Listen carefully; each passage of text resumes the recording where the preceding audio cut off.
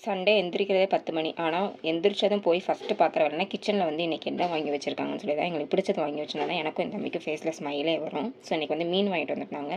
சால மீன், பாறை மீன் 2மே வாங்கி வச்சுருந்தாங்க. சால மீன் வந்து குழம்பு வச்சுட்டு பாறை மீன் வந்து பொரிச்சிக்கலாம் அப்படின்னு சொல்லிட்டு அம்மா குழம்புக்கு ரெடி பண்ணிக்கிட்டு இருந்தாங்க. எங்கள் ஊரில் மீன் குழம்பு வந்து நல்லா வதக்கி வந்து அரைக்க மாட்டாங்க. ராவை வந்து எல்லா பொருட்களையும் போட்டு அரைச்சிட்டு அதில் வந்து புளி மட்டும் ஊற்றி எண்ணெய் ஊற்றி உப்பு போட்டு வந்து நல்லா கொதிக்க வச்சுட்டு லாஸ்ட்டு மீன் போட்டு இறக்கிடுவாங்க.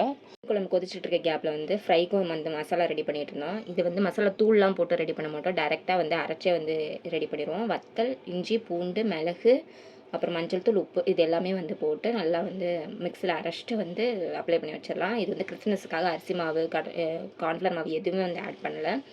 ஸோ நெக்ஸ்ட் வந்து குழம்பு வந்து கொதிச்சிருச்சு. அப்புறம் மீன் வந்து நல்லா வெந்ததும் லாஸ்ட்டாக வந்து நல்லெல்லாம் ஊற்றி இறக்கி வச்சாச்சு. வீட்டில் வந்து பார்த்திங்கன்னா பிரேக்ஃபாஸ்ட் எப்போவுமே சண்டே வந்து ஸ்கிப் பண்ணிடுவோம். பிரேக்ஃபாஸ்ட்டும் இல்லாமல் லஞ்சும் இல்லாமல் ஒரு 12:30க்கெலாம் வந்து சாப்பிட்டுட்டு வந்து தூங்கிடுவோம்.